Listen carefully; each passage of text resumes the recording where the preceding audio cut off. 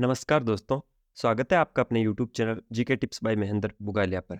जैसा कि आपको पता है अपन प्रतिदिन सुबह 6 बजे एक करंट अफेयर की क्लास लगाते हैं जिसमें उस दिन का करंट अफेयर अपन कंप्लीट करते हैं। उसी कड़ी में आज है 17 दिसंबर और 17 दिसंबर का जो भी करंट अफेयर है वो अपन डिटेल एनालिसिस के साथ स्टैटिक्स जीके के साथ कंप्लीट करेंगे। चलिए बिना किसी देरी के शुरू करते हैं। पहला क्वेश्चन क्या है? कौन सी टीम टेस्ट मैच के एक ही दिन में 400 रन बनाने वाली दूसरी महिला टीम बन गई है? महिला टीम की बात कही है और दूसरी महिला टीम बनी है जो एक ही दिन में 400 रन बनाए हैं, वो है भारत। अभी भारत ने एक ही दिन में 400 रन बनाने का रिकॉर्ड अपने नाम किया है। ये है भारतीय महिला टीम। इसको लेकर इंपॉर्टेंट फैक्ट क्या है? तो भारतीय महिला क्रिकेट टीम ने पहले ही दिन 410 रन बनाकर इतिहास रच दिया है। भारतीय महिला टीम ने मुंबई में खेले जा रहे एकमात्र टेस्ट के दूसरे दिन इंग्लैंड के खिलाफ पहली पारी में 428 रन का मजबूत स्कोर बनाया। 14 दिसंबर को पहले दिन का खेल खत्म होने तक भारत ने 410 रन का विशाल स्कोर खड़ा कर दिया था।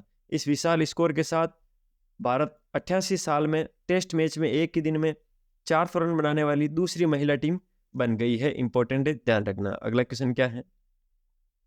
कल के रहने योग्य शहर विषय पर वैश्विक शिखर सम्मेलन भारत के किस शहर में आयोजित किया गया? तो वो किया गया था गांधीनगर, गुजरात में। गांधीनगर, गुजरात में कल के रहने योग्य शहर विषय पर एक वैश्विक शिखर सम्मेलन आयोजित किया गया था। वो यहाँ पर लिखा हुआ है, ये देखिए नीचे 15 दिसंबर 2023 फ्राइडे को, और ये नीचे गांधीनगर लिख रहा है, थोड़ा छोटा दिख नहीं रहा है। ये उस दिन की एक फोटो है। इसको लेकर इंपॉर्टेंट पॉइंट क्या बनते हैं? तो कल के रहने योग्य शहर विषय पर वैश्विक शिखर सम्मेलन गांधीनगर, गुजरात में आयोजित किया जाएगा। मुख्यमंत्री भूपेंद्र पटेल ने केंद्रीय मंत्री कौशल किशोर के साथ सम्मेलन का उद्घाटन किया। 3 स्तरीय शिखर सम्मेलन में रहने योग्य शहरों को डिजाइन करने को लेकर स्थायी वित्त पोषण उपकरण, डिजिटलीकरण, रहने की क्षमता को मापने और निवेश योग्य शहरों जैसी मुख्य अवधारणाओं को लागू करने के मुद्दों पर शामिल किया गया था। यह शिखर सम्मेलन वाइब्रेट गुजरात ग्लोबल समिट, जिसको VGGS बोलते हैं, 2024 के हिस्से के रूप में आयोजित किया गया था। ये इसको लेकर इंपॉर्टेंट पॉइंट थे। अगले क्वेश्चन पे चलते हैं। केंद्रीय मंत्रिमंडल ने हाल ही में कौन से किस अड्डे को अंतर्राष्ट्रीय हवाई अड्डा घोषित करने के प्रस्ताव को मंजूरी दे दी है? तो सूरत हवाई अड्डे को।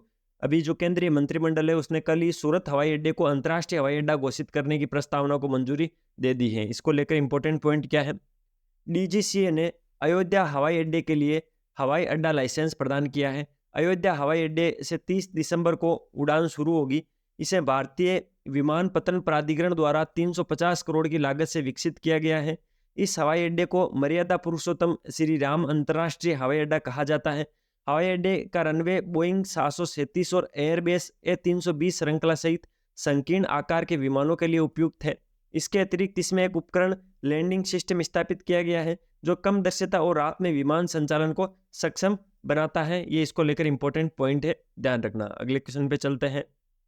किस देश ने भारत सहित 33 देशों के नागरिकों के लिए वीजा आवश्यकताओं को समाप्त कर दिया है? यानी भारत को जोड़कर अन्य 33 देशों को और साथ किया गया है। और कौन सा देश है जिसने वहां पर उन देशों से जाने वाले नागरिकों के लिए वीजा आवश्यक नहीं है, पासपोर्ट आवश्यक नहीं है? तो वो है ईरान।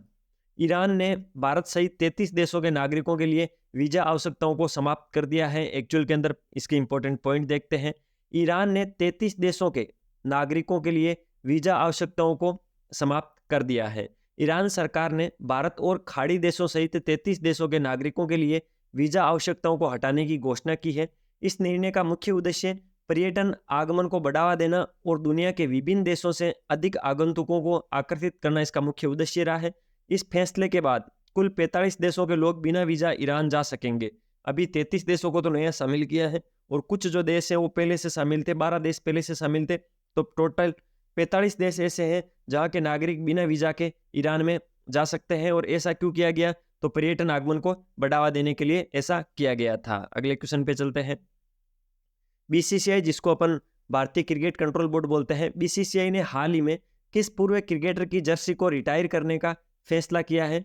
तो वो क्या है? MS धोनी, महेंद्र सिंह धोनी। इसका मतलब क्या? रिटायर होने का मतलब क्या हुआ कि अब जो 7 नंबर की जर्सी है वो क्रिकेट में किसी भी खिलाड़ी को प्रोवाइड नहीं करवाई जाएगी, ऐसा BCCI ने कहा है। और ऐसा पहले भी हो चुका है। जो सचिन की जर्सी है उसके साथ, इसको लेकर इंपॉर्टेंट पॉइंट देखेंगे। महेंद्र सिंह धोनी की 7 नंबर की जर्सी आप सब जानते हो। इंपॉर्टेंट पॉइंट क्या है? भारतीय क्रिकेट कंट्रोल बोर्ड बीसीसीआई ने पूर्व कप्तान MS धोनी द्वारा पहनी जाने वाली प्रतिष्ठित नंबर 7 जर्सी को रिटायर करने का फैसला किया है। बीसीसीआई ने यह फैसला धोनी की उपलब्धियों को सम्मान देने के लिए किया है। इससे पहले बीसीसीआई ने महान सचिन तेंदुलकर की जर्सी नंबर 10 को रिटायर किया था। अब इस विशेष क्लब में धोनी का भी नाम जुड़ गया है। सचिन और धोनी इन दोनों की जर्सी के जो नंबर है उनको रिटायर्ड किया गया है। इंपॉर्टेंट है, ध्यान रखना। सचिन का तो पहले किया गया था, लेकिन धोनी का कल ही किया गया है। ये इंपॉर्टेंट पॉइंट है। अगर आपको क्लास की क्वालिटी और कंटेंट की क्वालिटी पसंद आ रही है तो मैं आपसे रिक्वेस्ट करूंगा, लाल वाला बटन दबाकर चैनल को सब्सक्राइब करना, बेल आइकन जरूर प्रेस करना, जिससे प्रतिदिन सुबह 6 बजे आपको करंट अफेयर की क्लास मिलती रहेगी। अच्छे अच्छे कमेंट किया करो। अगला क्वेश्चन क्या है?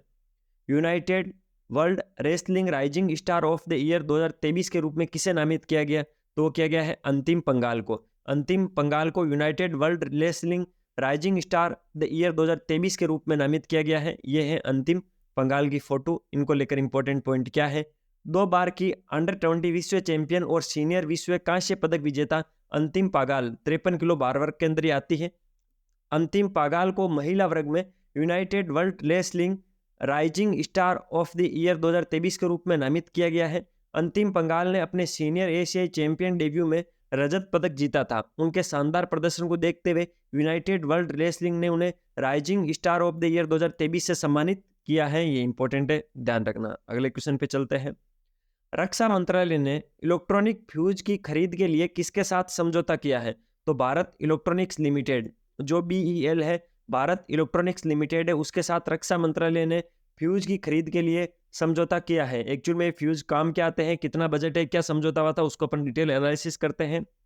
रक्षा मंत्रालय ने भारतीय सेना के लिए 10 साल की अवधि के लिए इलेक्ट्रॉनिक्स फ्यूज की खरीद के लिए भारत इलेक्ट्रॉनिक्स लिमिटेड BEL के साथ 5,300 करोड़ रुपए से अधिक का सौदा किया है। यह इलेक्ट्रॉनिक फ्यूज भारी क्षमता वाली तोपों में उपयोग किया जाता है। भारत इलेक्ट्रॉनिक्स लिमिटेड एक भारत सरकार के स्वामित्व वाली एरोस्पेस और रक्षा इलेक्ट्रॉनिक्स कंपनी है। ध्यान रखना है, सारी चीजें इंपॉर्टेंट है। इस फ्यूज का उपयोग किया जाता है, जो भारी क्षमता वाली तोपें होती है उनके अंदर ये किया जाता है। 5300 करोड़ रुपए की डील हुई है भारत इलेक्ट्रॉनिक्स लिमिटेड और रक्षा मंत्रालय के बीच 10 साल की अवधि के लिए। सारी चीजें आपको क्रिस्टल क्लियर होनी चाहिए। अगला क्वेश्चन क्या है? राजस्थान के नए मुख्यमंत्री के रूप में किसने शपथ ली है? 15 तारीख को शपथ ली थी भजन लाल शर्मा जी ने। किसने?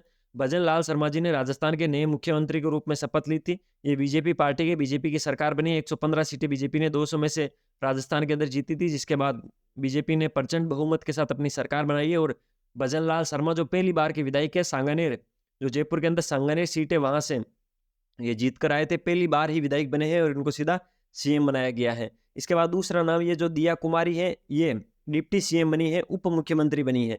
राजस्थान में 2 उप मुख्यमंत्री बनाए गए थे, एक तो प्रेम सिंह बेरवा, एक दिया कुमारी। दिया कुमारी है विद्याधर नगर सीट से बीजेपी की कैंडिडेट है और ये विद्याधर नगर सीट से जीती है, तो दिया कुमारी है। सचिन पायलट आपको पता है पिछली बार जो अशोक गहलोत की सरकार थी उसमें उप मुख्यमंत्री थे, डिप्टी CM थे। बालकनाथ भी CM की रेस में थे, लेकिन अंतिम रूप से भजनलाल शर्मा राजस्थान के मुख्यमंत्री बने हैं। ये हैं भजनलाल जी शर्मा। अगले क्वेश्चन, इस क्वेश्चन के जो इंपॉर्टेंट फैक्ट है वो देख लेते हैं। राजस्थान के नए मुख्यमंत्री के रूप में भजनलाल शर्मा ने शपथ ली है। इस शपथ समारोह में प्रधानमंत्री नरेंद्र मोदी, अमित शाह, रक्षा मंत्री राजनाथ सिंह आदि शामिल हुए थे। अल्बर्ट हॉल, जो जयपुर के अंदर अल्बर्ट हॉल बन रखा है, वहां पर यह शपथ समारोह हुआ था। इसके साथ ही 2 उप मुख्यमंत्री दिया कुमारी और प्रेमचंद बेरवा ने भी शपथ ली थी। अगले क्वेश्चन पे चलते हैं। हाल ही में किसे व्यास सम्मान 2023 के लिए चुना गया है? तो पुष्पा भारती को व्यास सम्मान 2023 दिया गया है। ये एक हिंदी की बहुत ही अच्छी लेखिका है और इनको व्यास सम्मान 2023 दिया गया है। ये है पुष्पा भारती जी की फोटो। इस साल कुछ इंपॉर्टेंट पुरस्कार दिए गए हैं, उनके बारे में अपन थोड़ी चर्चा कर लेते हैं। कौन कौन से पुरस्कार हैं? सत्यजीत रे लाइफ टाइम अचीवमेंट अवार्ड है, वो माइकल डगलस को दिया गया है। कौन सा पुरस्कार? सत्यजीत रे लाइफ टाइम अचीवमेंट अवार्ड किसको दिया गया है? माइकल डगलस को। ठीक है। शिक्षा के लिए WIAC वाइज पुरस्कार किसको दिया गया है? सपीना हुसैन को। सपीना हुसैन को शिक्षा के लिए वाइज पुरस्कार दिया गया है। सत्यजीत रे life time achievement award Michael Douglas को दिया गया है। व्यास सम्मान 2023 पुष्पा भारती को दिया गया है। इससे अगला भी इंपॉर्टेंट है, 2023 का बुकर पुरस्कार है वो पनी लीच को दिया गया है। किसको? पनी लीच को 2023 का बुकर पुरस्कार दिया गया है। तीनों ही इंपॉर्टेंट है, चारों ही इंपॉर्टेंट है, याद कर लेना एक बार, वापस इनको सर नजर में देख लो। बुकर पुरस्कार 2023 का पनी लीच को दिया गया है। शिक्षा के लिए वाइज पुरस्कार सपीना हुसैन को दिया गया है। सत्यजीत रे life time achievement award Michael Douglas को दिया गया है। वहीं व्यास सम्मान 2023 पुष्पा भारती को दिया गया है। अगला क्वेश्चन क्या है, इंपॉर्टेंट क्वेश्चन है। हाल ही में सियाचिन ग्लेशियर के ऑपरेशन पोस्ट पर तैनात होने वाली पहली महिला मेडिकल ऑफिसर कौन बनी है? जो सियाचिन ग्लेशियर है उसके ऑपरेशन पोस्ट पर तैनात होने वाली पहली महिला मेडिकल ऑफिसर बनी है फातिमा वसीम। कौन बनी है? फातिमा वसीम बनी है। कौन? फातिमा वसीम। ये फातिमा वसीम जी की फोटो है जो कि सियाचिन ग्लेशियर के ऑपरेशन पोस्ट पर तैनात होने वाली पहली महिला मेडिकल ऑफिसर बनी है। अगले क्वेश्चन पे चलते हैं। हाल ही में नवंबर 2023 के लिए ICC women player of the month किसे दिया गया है? अभी नवंबर का ICC women player of the month दे दिया गया है। ये किसको मिला है? तो ये मिला है नाहिदा अख्तर को। किसको? नाहिदा अख्तर। बांग्लादेश की गेंदबाज है नाहिदा अख्तर, जिसको ICC women player of the month नवंबर महीने का इसको दिया गया है। यह है नाहिदा अख्तर की फोटो। ये था आज का इंपॉर्टेंट करंट अफेयर। प्रतिदिन सुबह 6 बजे क्लास आती है। उस क्लास को पाने के लिए ज़्यादा कुछ नहीं करना है, लाल वाला बटन दबाकर चैनल को सब्सक्राइब कर देना, बेल आइकन जरूर प्रेस करना, जिससे 6 बजे आपको नोटिफिकेशन और मुझे मोटिवेशन मिल जाएगा। अच्छे अच्छे कमेंट किया करो। मिलते हैं फिर किसी नए सेशन के साथ, तब तक अपनी पढ़ाई जारी रखो, स्वास्थ्य का ध्यान रखो, टेक केयर, जय हिंद।